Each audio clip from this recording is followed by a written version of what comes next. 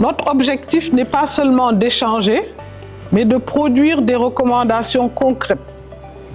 Nous devons aboutir à une déclaration du groupe africain One Sustainable Health, mais aussi tracer les contours d'une stratégie de communication qui puisse vraiment aller jusqu'à un observatoire en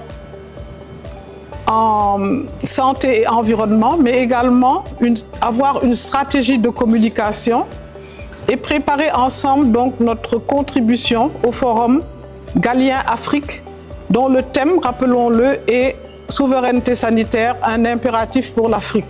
Pourquoi faire ce forum annuel? Tout simplement parce que tout au long de l'année, à travers les International Working Groups du forum OSH, il y a des échanges, il y a des propositions, des recommandations, et il nous paraît important de pouvoir les formuler ensemble, s'accorder.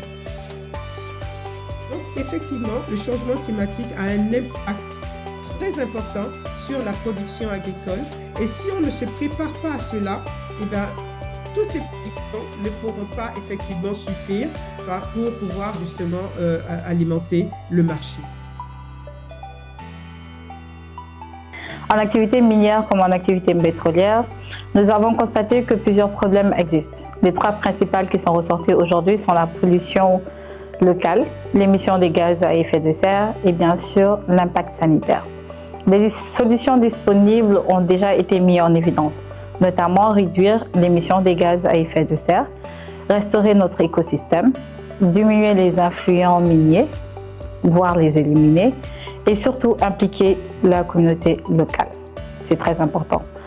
Alors, ce qui est clair comme enjeu, c'est-à-dire protéger la santé de la population tout en exploitant nos ressources naturelles de manière respectueuse.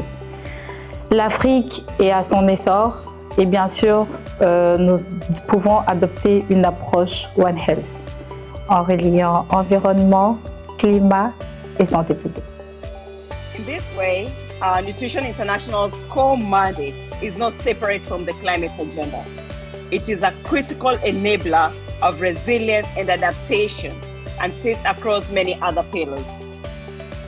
Je crois qu'il est temps aujourd'hui justement de passer à l'action, de concrétiser en fait ce projet africain. Et aujourd'hui, le débat l'a montré clairement. Le débat sur la donnée environnementale, la donnée sanitaire, je crois qu'il a vraiment dominé aujourd'hui le débat dans cet atelier extraordinaire. J'ai beaucoup apprécié la démarche de son Excellence, le professeur Eva-Marie Cossey, qui consiste à établir un dialogue avec les experts et les spécialistes africains avant de porter cette voie-là au niveau des partenaires internationaux. Il n'a jamais, c'est le deuxième cycle que nous faisons et pour chaque cycle, il y a toujours une consultation interne ici en Afrique. Et c'est de ces consultations qu'émanent toutes les priorités et les aspirations de l'Afrique qu'on devrait partager avec le reste du monde pour que l'agenda africain puisse le refléter dans l'agenda international. Donc la portée pratique de ce travail, c'est toute cette approche ascendante et participative, mais aussi intégrée, qu'elle a voulu impulser et qui, je pense que c'est très intelligent de sa part de faire ainsi, parce qu'on ne va pas tâtonner, on ne va pas se chercher quand on va à Lyon pour pouvoir dire voilà les aspects sur lesquels on devrait pouvoir travailler pour pouvoir contribuer aux déshydratats, aux aspirations et aux besoins de l'Afrique. Donc, ce qui vient de se faire, c'est vraiment le dialogue interinstitutionnel, le dialogue entre les disciplines scientifiques, qui est pour moi le premier choix et le dernier recours pour pouvoir refléter les besoins africains dans l'agenda international, et ça a été merveilleusement bien accompli.